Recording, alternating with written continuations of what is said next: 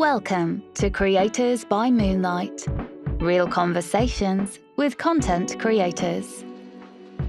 JC Coccoli is a comedian from Pittsburgh, Pennsylvania.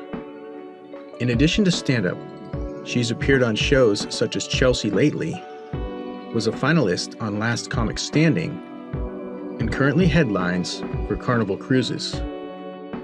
In this interview, she talks about how Michael Keaton inspired her as a child, life on the ocean, and how you can go home again.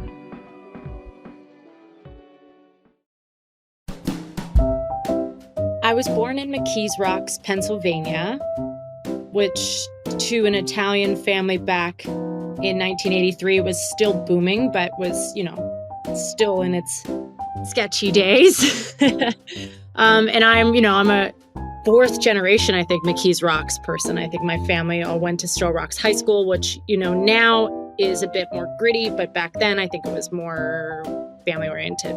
That being said, I was raised by my mom and my dad separately, as my dad was in Florida, which really opened my eyes to Disneyland, or Disney World actually, as a kid in Pittsburgh. So I kind of went there as a kid in the summer and was like, I want to work in entertainment.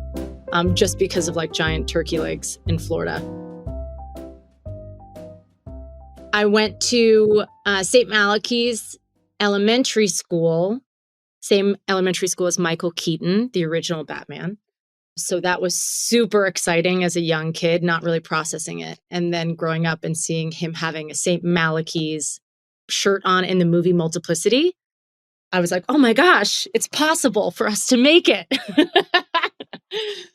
I had a smart mouth. I was very quick with words, and I loved reading and characters and voices. So she put me in, I believe, the Pittsburgh Playhouse growing up as a kid. And I think the first play I was ever in, I played an alien and I had foil on my head, and my mom watched it, was like, what am I paying for? But I remember glowing after that moment. And so then she consistently kept putting me into acting classes, but I felt like acting wasn't it. And I couldn't quite put my finger on what it was. But until one day at Point Park Conservatory, as I was in high school, in Montour High School growing up, I went to Point Park for classes, not for college, and was pretty much introduced to the world of the arts as a craft, but not really thinking it was financially feasible, or really even thinking about finances even in that moment. I was just thinking art, performing. But I was in the acting class and I had this epiphany because the teacher at the time had the students put on animal masks, like a tiger and a lion and an iguana, and act out the animal. And I remember thinking, this is so weird. I really just want to write jokes about it. So in true artist form, I kind of raised my hand and asked if I could go in the corner and write, because I wasn't feeling this exercise. And that was when I first wrote my first stand-up jokes. I don't remember what they were. I'm sure they were classic. That was probably around the age of 14, 15 years old. I was in that class. I opened to the idea of writing about something I was seeing in joke format. And joke format, be it the premise, the setup, the punchline. And that was when I started to see, I had this sort of satirical point of view of what I was seeing. And the way I could express what I was seeing was writing it down and then saying what I had written down and getting a laugh after.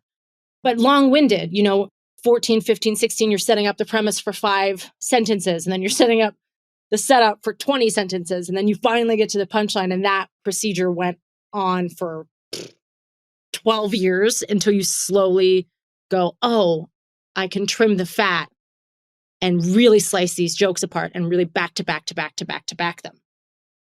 I had already been consuming stand-up in different styles and ways. First was record player that my mom and my dad would have playing of different artists, Lenny Bruce, even Lily Tomlin records. You had Richard Pryor playing, you had Roseanne Barr playing, you had George Carlin playing.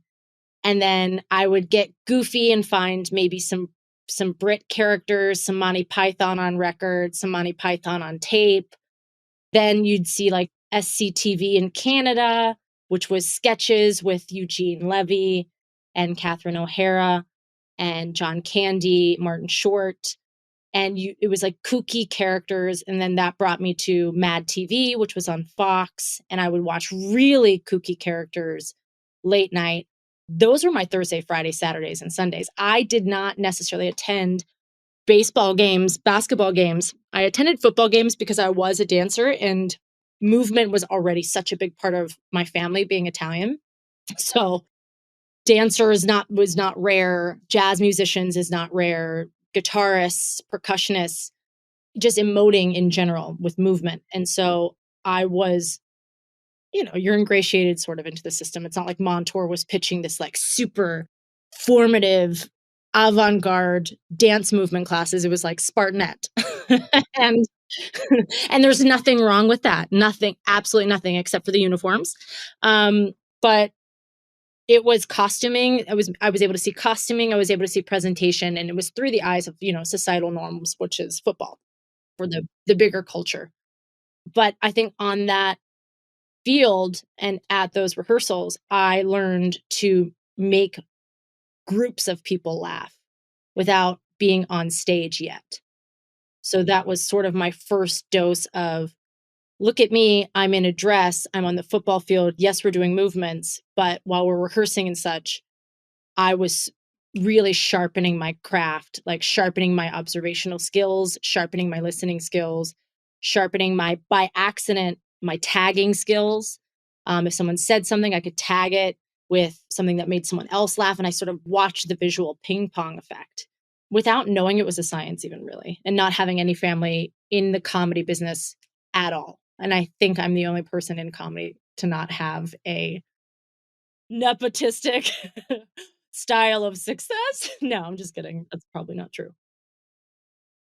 As a young kid who grew up kind of in a sketchier style, I wasn't gifted with the arts. I had to seek it out.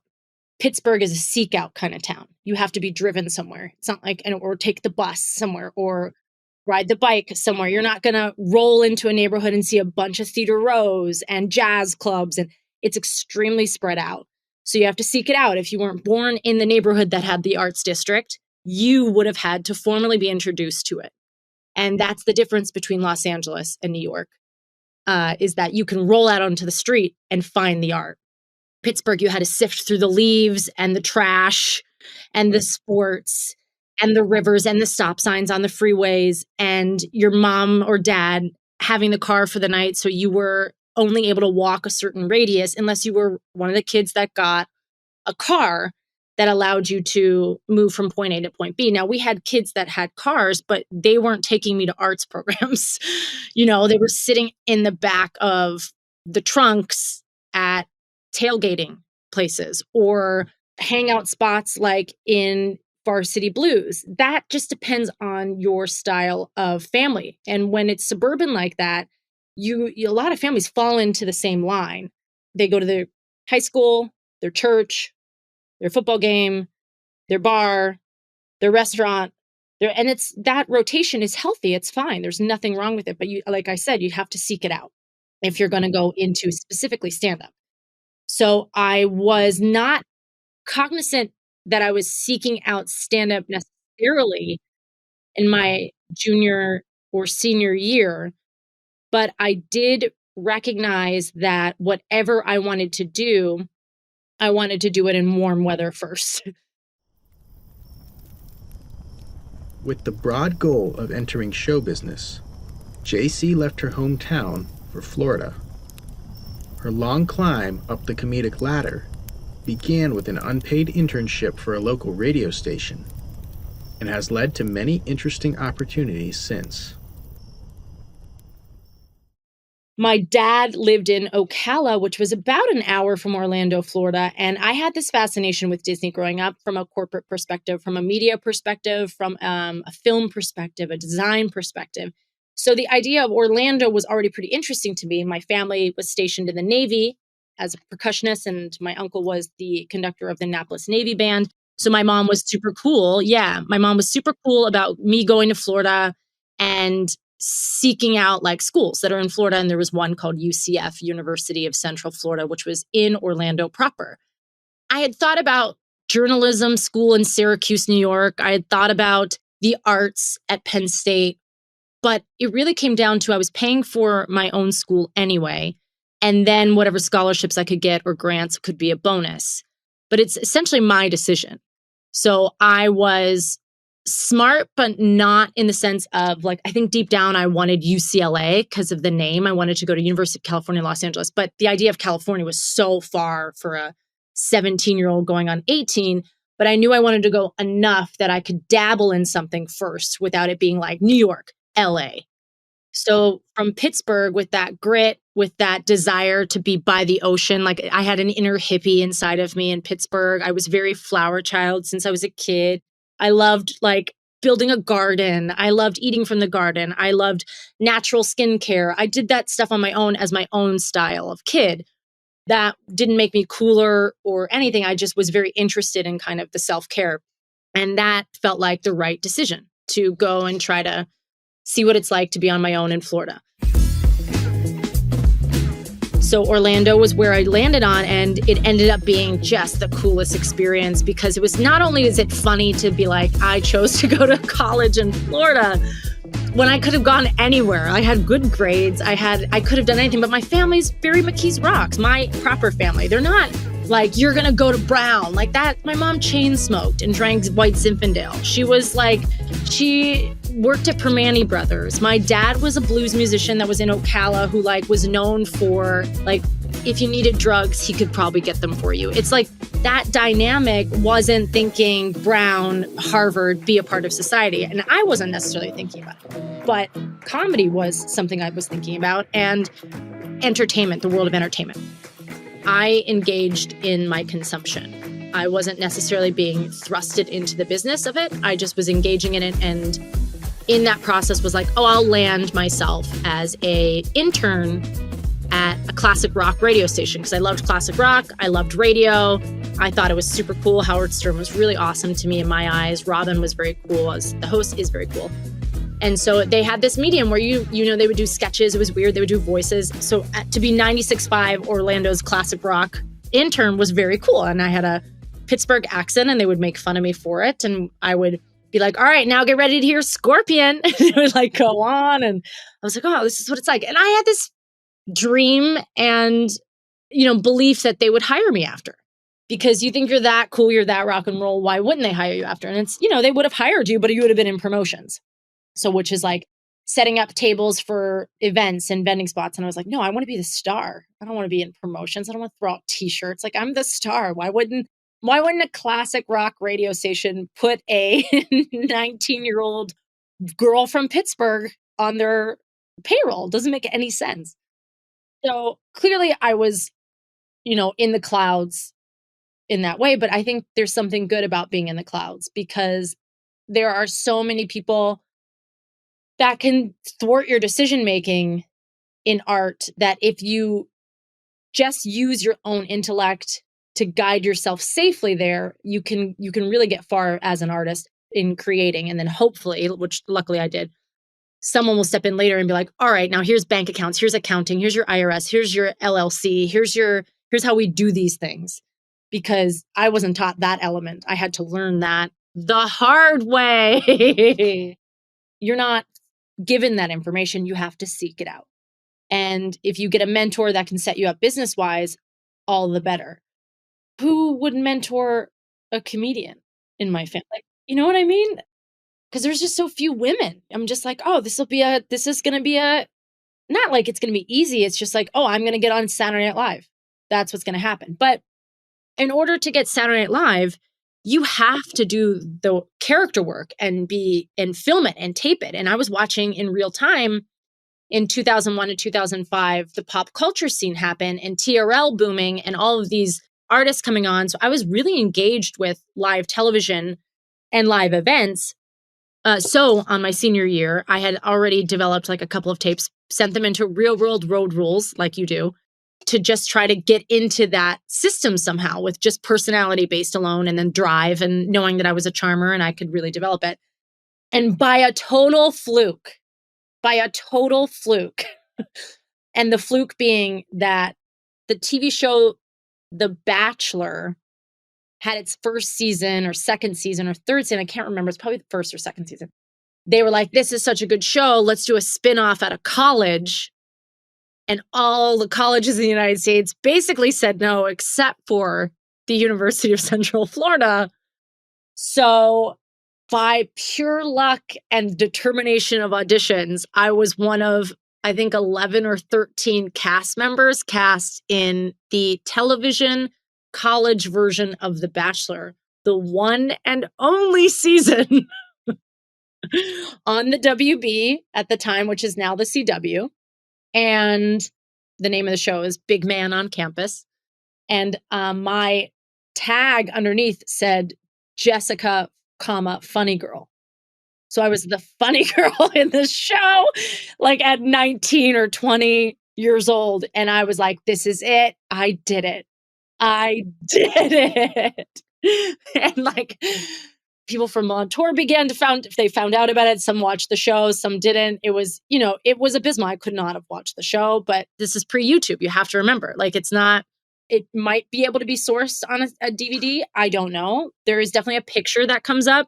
If you put in Jessica, Big Man on Campus, it's like one portrait that they make you take, but that's like all the information there is.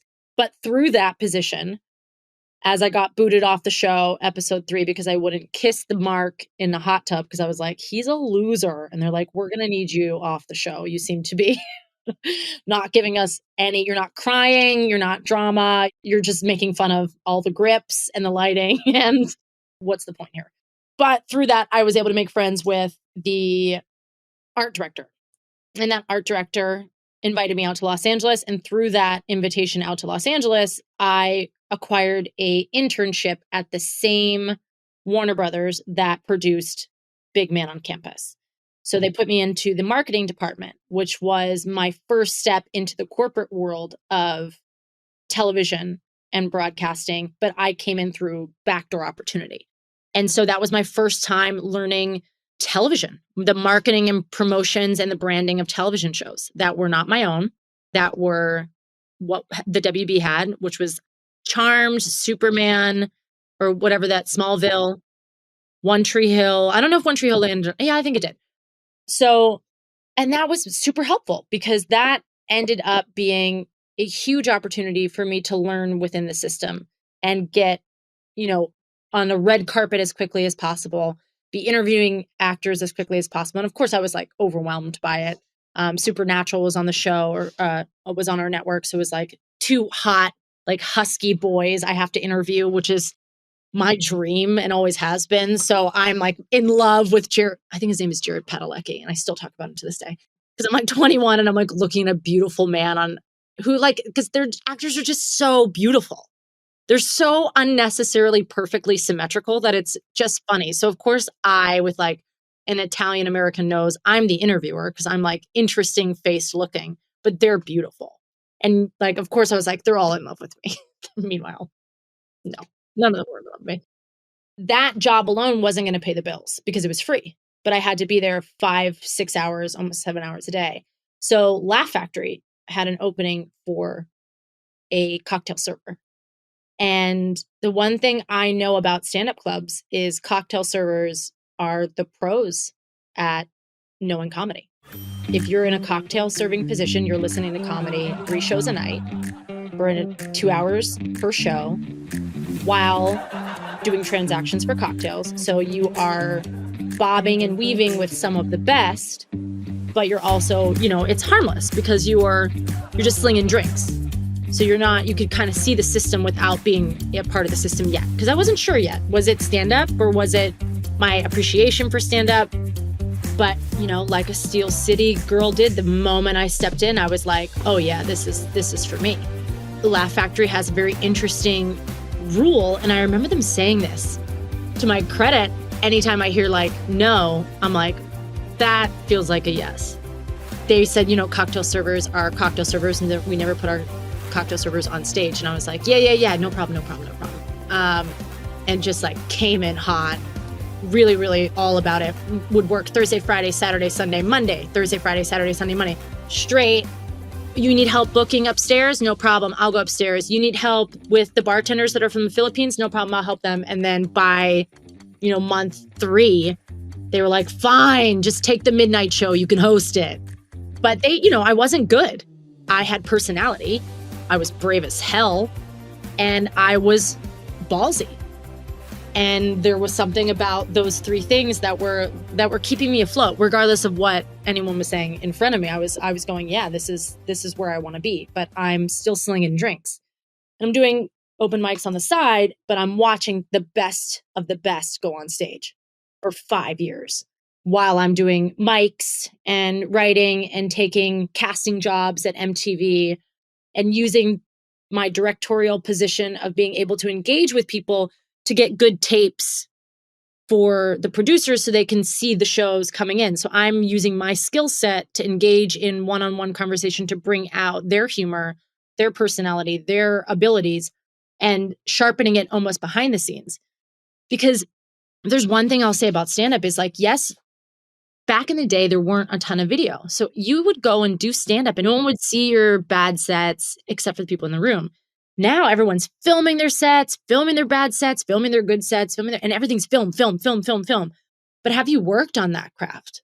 Have you really worked on it? Or did you just get lucky with this 3-second, 3-minute, 4-minute bit, which is fine because if you could utilize it, but it's the long game.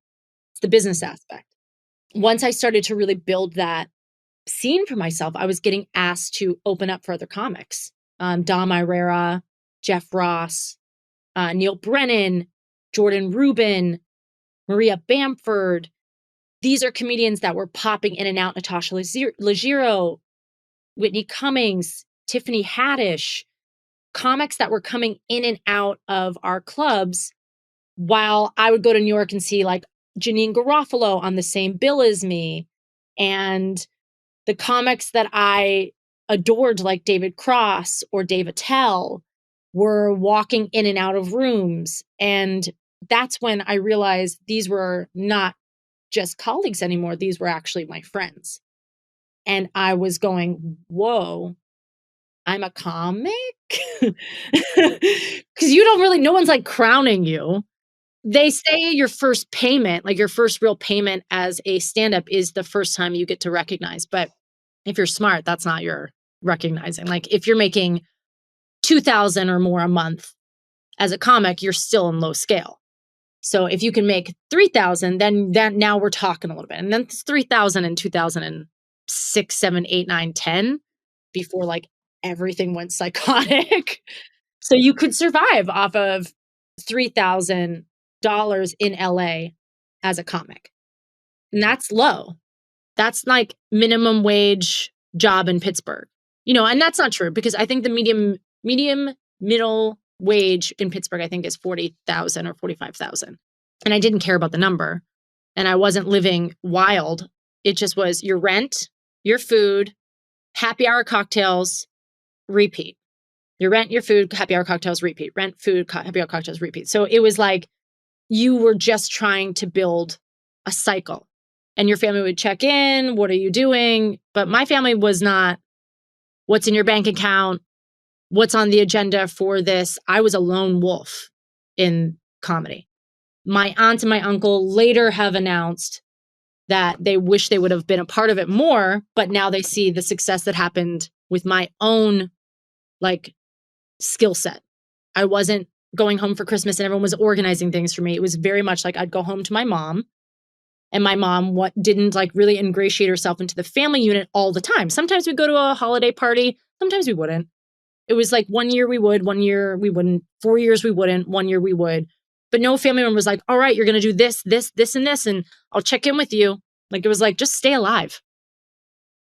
Signature style versus now and then. Signature style, then streamlined thought process. Visual humor, observational humor, female perspective, because I knew that perspective pretty well. Oddities and odd sounds, I would say, like oddities that I would find interesting or different, or why would that be built this way? Asking why, and then coming up with a conclusion, and then perhaps a fantasy to build onto it. And, most of all, silliness, the silliness of it all. I wasn't a heavy drinker. I wasn't a heavy drug user. I'm not any of those things now either. And I didn't play around with too much of cigarettes until I started to be like, well, that's not fair because Ernest Hemingway smoked cigarettes and drank wine and he was an artist. And I'm like, yeah, but you're also not Ernest Hemingway, Jessica Coccoli from Pittsburgh, Pennsylvania. But I didn't know any better. I just thought that was the art.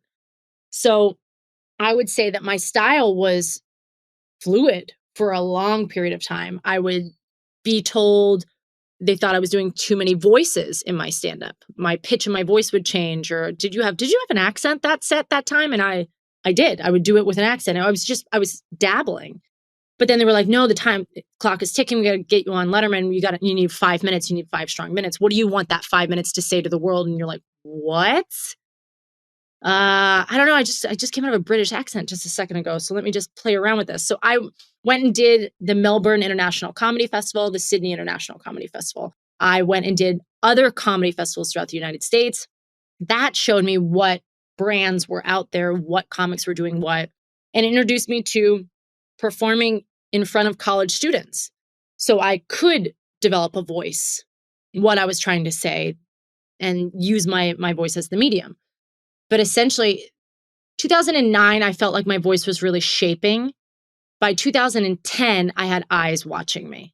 And that was the female perspective, the dating perspective, travel, but being from a grittier place. So not traveling for like the cheaper way. And that found its like connect. It didn't explode, but 2006 is when YouTube happened. And if you were on it in 2006 and you established yourself, you already were talking to the void of your fan base. So I'd say 2009, 10, 11, I started to have vlogs and people on the internet care what I had to say and laugh about it. But they would always be like, you're just like Grace Helbig, but I'd be like, oh, who's Grace Helbig? And look at it, and she'd have 1.5 million followers. And I'd be like, I'm nothing like Grace Helbig. She's consistently posting every single day at the same time. I'm juggling 2 jobs in the day, a stand-up at night, my family back home, and this gig up in San Diego for $15, and this gig down in San Francisco for $150, and that gig in Las Vegas for $350. I'm just collecting change, and you're kind of just keeping it afloat when, strategically you have your managers to start saying, all right, this is how we'll align this portion of it. Now I want you to pivot here, start writing here, because you have to hand scripts in. These scripts will be more work. So you're just kind of going like this into the motions. And then you see the potential of it. Right as you see the potential of it, everyone starts getting married and having babies and more babies. And you're like, wait, so now you're not going to go to Portugal together? We're not going to do spring break. Oh, your Christmas. Oh, okay. So okay. And you just start to see it. And you're like, oh, this is a comic's life. This is actually a comic's life. You are addicted to the work, and it's too fun to not be addicted. So what's going to have to be is you're going to have a different style of life than what the traditional Pittsburgh life that I know I've seen is. Cul-de-sac, football games, family bar, that stuff. There's nothing wrong with those things. Nothing. It is just not going to be what I have as a life right now. Specifically right now as a female comedian, we usually burst bubble-wise at the age of 40. It's like known. If you're a young female comic and you explode into the system, into the world at like 21, 22, 23, you're super lucky. But usually it's like late 30s, early 40s, sometimes late 50s. Things have changed. You could be a TikTok comic. You could be an Instagram model comic. You can be a YouTube comic. You can be a Barstool Sports comic. You could be anything. Radio personality, like my dear friend Sunny Abata is her own blog sensation, creating work within the space, being from Pittsburgh, but operating out of Orlando, Florida. So it's all possible. It's just a matter of which path ends up clicking. And I think my voice really, I tapped into my voice and I started to just crush on stage. And once I got that flow, the butterflies of performing just completely disappeared, because you get them for a little bit, a lot of it, almost every time. But now you use it as energy. You don't use it as doubt. After years of pursuing the grind in LA, JC accepted a position as a headlining comic in residence for Carnival Cruise Lines. This position allows her both the professional growth and the quality of life she desires. Some people can be on a straight and narrow path. Some people have a linear experience. I think I went up and down a lot because I had TV shows that were seconds away from being made that got pulled off the air. I had pilots that we shot 13 episodes of that Michael Showalter directed, who's like from Wet Hot American Summer. And so you think that's going to be like a banger of a hit. And at the same time, MTV puts like a same style TV show on at the same time as yours. They take your slot. All 13 episodes get like thrown through the television cycle, but never to be promoted. So you're like, how did that happen? But there's so much of it.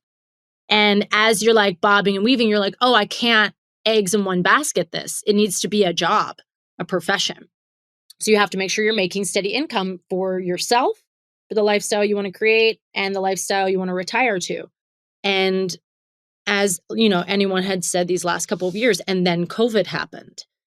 So as I was getting pretty ramped up in comedy, I had booked a really killer job as a comedian for Carnival Cruise Line. So you travel the world and you do stand up for their cruises. So it was this awesome opportunity to go on vacation all the time and do stand up, which is ideally how I wanted my life to be, which was see the world, perform, get paid for it, save money, repeat. And it is by far one of the best positions for a stand-up comedian that you could really ever have if you want to really sharpen and fine-tune material and do it in a different style. And it's a huge opportunity as a female comedian. They have, it's so many male comedians or male identifying versus how many strong female identifying comedians on the ocean. And, by the luck of the draw, the ocean and cruise ships became the talking point from 2020, 2021, and 2022 without me predicting that in any way, shape, or form. No one would have predicted that. The best way that I like to do things is I'm not a boy that likes to be in a van with other smelly boys that gets into a smelly boy hotel and performs at a comedy club that's possibly clean. And I'm not saying all boys are smelly, but most male comedians are smelly. And I personally like a king size bed with a big bathtub at my hotel and this, that, and the other. So when the cruise ships came to me, they fed my inner diva. I grew up in the Rocks, which is a very gritty part of town. And everyone has their version of the Rocks. It's just what the Rocks means to you. And that was not, you weren't like in a bathtub with your feet soaking in the Rocks. You were like struggling to survive. So the idea of being on a cruise ship and traveling to islands that are like, don't worry about a thing, everything's going to be all right, steel drums, perform stand up for people on vacation, that is a narrative I can absolutely get behind, because I think life is extremely political right now and heightened and tensions are high. And especially coming out of a pandemic, people are suffering from the lack of communication and humanity and the overwhelming efforts in the internet and an overconsumption of TV shows, news, etc. Human face-to-face is becoming more obsolete in its way. But the one form that can make it always stay that way is, opera, stand-up, live performance. You don't you're not missing something. Something's not edited in. Like a live Grammys is still cut. A live Oscars is still cut. A live stand-up show is there. Netflix is cut. Hulu is cut. These are cut. Live performance is in the moment, right there. It's happening. You could film it and have it, but the people there are feeling it. And so that's what the cruise ship is. And I saw a huge opportunity because I even heard from other comics, cruise ship comics. Oh, I would never be a cruise ship comic. That's for comics that don't work. And oh my God, is that the stupidest thing I've ever heard? It's like, oh my God, you're missing the opportunity of an actual lifetime. And now I think comedians are like, hey, JC, what's up with those cruise ships? Because they just see me in Aruba and Bermuda and Catalina and Alaska and Europe. And I'm working with material inside a bubble, but it's a floating Las Vegas comedy club. That's what it is. So it's not, oh, you're just doing vacation material. No, I'm developing 5 half-hour shows, 6 half-hour shows, 3 rated R, 2 PG, so kids can come, so characters can be worked on, and getting a sizable paycheck while it happens. Everything changed with COVID, but it is pretty much a free vacation with you performing in the interim. You will be in crew quarters, which is still absolutely lovely because you have stewards that come in and clean your room every other day, do fresh sheets. Now, sometimes they don't show up for a week, but as a lady, they come whenever I want them to. The food is all complimentary, buffets upstairs with all the guests. There's restaurants. Every ship is different. They have different classes of ships. And you will go to places that are really cool. You'll go to places that are not so cool. You'll go to places that are interesting. You'll go to places that have bad bugs. From Honduras, there's like bugs, but I love the place and I love the food. But you're also with real people, salt of the earth people, 6-figure, 7-figure millionaire, down to ratchet, as Doug Williams, comedian out of California, says, Section 8 cruises. And he really embraces them. And we have a blast, but there's a formula. It is maritime law. It's a very serious job. You're part of a corporation. So it's not like I have free game to do everything, but I do have thoughtful, real life comedy beats that I cover. And I push the line very, very, very much on the ship, because to me, that cruise ship, just because you're on vacation doesn't mean you don't get to hear about the injustices going on in the world. Just because you're on vacation doesn't mean you don't get to understand, a person of color or a person that is in the trans community or voting issues, but you're going to hear it through my point of view, which is McKees Rocks girl. And I find a lot of people connect with that a ton. People that are like, thank you for saying these things. We're losing our minds out here. And I call them water people, because I think people that like vacation on water, you're a specific kind of person. A cruiser is a very specific kind of human being. People that do it repeatedly because it's just all included and you get to kind of just experience it kind of free game, make it your own under the guise of what Carnival is. And it's just funny and fascinating. And I'm happy to be back on land right now, but I'll go back out again in a couple of weeks. I find balance in it, though. I use it as a resource to read, to edit, to work on projects, and then use it as time to pace away from the stresses of what land life brings to a lot of people, which is when I come back to land, I'm always shocked. I'm like, oh my God, are you guys even happy? Everyone in the ocean's so happy, but you can get lost in it. Like I eventually, by day 21, I'm like, am I even a comic or am I just a guest? But I'm a comic and I have a job to do. Eventually, JC had a realization that surprised even herself, and she has now made it one of her missions to bring the arts back to her hometown.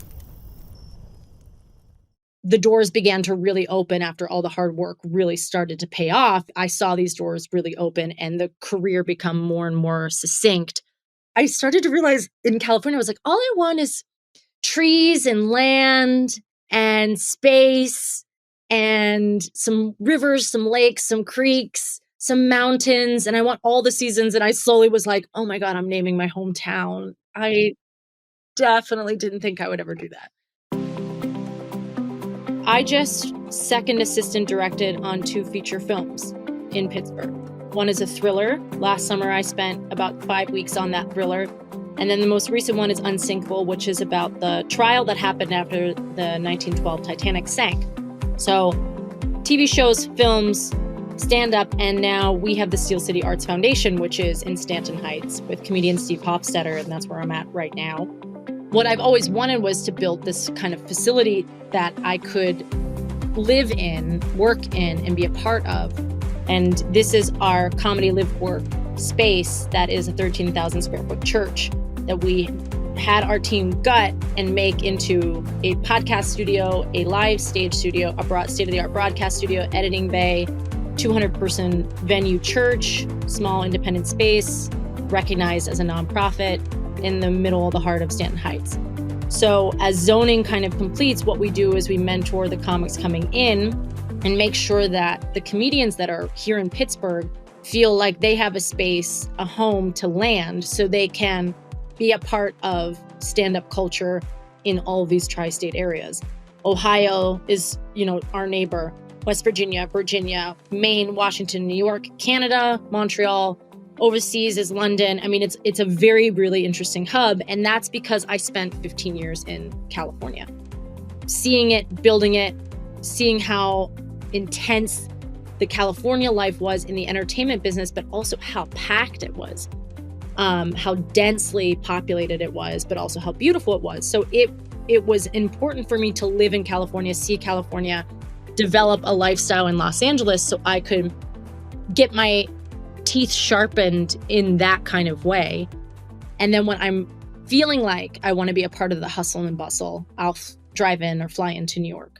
When I'm feeling like I need to be a part of the hustle and bustle, I'll fly to California, or I'll fly to London, or I'll fly to Montreal. But when I want to be calm and around my family unit and get my art done, my health appointments, my lifestyle, property owning, because Pennsylvania is way more interesting now as an adult than I thought of as a kid. And being able to come back to Pittsburgh and build that life foundationally here with other comedians, it's like, whoa, all of that work is weirdly worth it. And now I'm mentoring other comics in our city so they have a more streamlined path than my roundabout way of doing it. Because I traveled that path without these resources. And now I'm a part of these resources here in our own city. And I'm a phone call away from doing another feature film, or I'm a phone call away from doing another television show and making revenue off of that as a professional comedian. Pretty impressive from the Pittsburgh standpoint.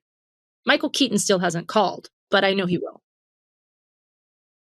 So I am working on my personal book, my memoir, about what these last 5 years, that last catapult 5 years in comedy has been like, including the cruise ships during COVID. And I am doing one more tour for Carnival before I break for the summer. And with that, I will do New York City for 3 weeks. Midsummer, I have a show coming up at King Fly in Pittsburgh, beginning of July. Steel City Arts Foundation in Stanton Heights is moving along with our weekly show in Pittsburgh. That will be at Hop Farm Brewing Company starting at the end of June. So we will have Steve Hofstetter headline, I will host, and then we'll reverse the roles and we'll bring on talent that we think in Pittsburgh is going to be awesome. And then I plan on Portugal in July. And this is, God willing, COVID variant. Borders open, no World War III. That would allow me to kind of see what's going on in the Portuguese market, what comedies looks like over there, because it's not necessarily something I would be aiming for, but 2 years of doing Carnival's version of what travel is, it would be nice to like go back to something I would personally curate. So that sets me up for all of summer. And then September, I will go to Los Angeles like I usually do, because that's pilot season, to pitch TV shows and such. But I like to be back in Pennsylvania for October, November, and December. because it's so nice, that weather and the holidays and such. And then literally that is what I'm looking at for timeline, because my album is in the edit bay. So my next album, I'm playing around with 2 titles. One is International Waters, and then the other is Ship-Faced, which I think is just funnier. So I think I am going to land, I had recorded it on the cruise ship, 5 different shows that we've put together and picked what show was the best for me. And that will be my second debut album on the cruise ship. I filmed it. So I'm looking forward to having those things out. And by December, wait on COVID to decide, but let me see where the entertainment industry is as far as what's filming and what's being produced. As we all know in the entertainment business, the day before your project begins, something shifts and it shifts again and it changes, and that gets moved to this day and this gets moved to that project. I'm become accustomed to it because it's my life, and my family they're all gig life workers. So it's very normal for us to be at this place, but COVID made it like even more like dicey, we'll use the word, like, but I know my schedule. I just have to get it sent from Carnival, and then from LA, then from New York, and then from Portugal. And then it gets in the agenda. It's sprinkled out. I'm such a sucker for an open mic. That's the traditional in me. That is the organic space to develop, but I don't want that to hinder anybody because of health factor. So my advice is create consistently. Create consistently without worrying about viewership, without worrying about if it's funny, without worrying about if it's bad or good. Leave it all up. Keep moving, keep plugging, because that is how your voice gets demonstrated, molded, and you can get your feedback organically. If you set out for certain things, set them realistically as you would as a 20-year-old, a 30-year-old, a 40-year-old, and a 50-year-old. Don't look at it as, this is what I believe and I believe it now. There's a lot of people in their 20s. I'm not getting married.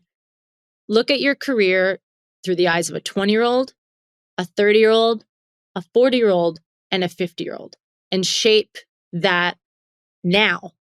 Because if you wait to shape it at 50, you could have a speed track if you look at it from a bunch of different standpoints. But be authentic. I'm a huge believer in authenticity within the creator self. Consistency, consistency, consistency. If it's write a page of jokes every night, write it every night. It's every week, but consistency. Put Post-its up. Remind yourself. Be accountable for that work.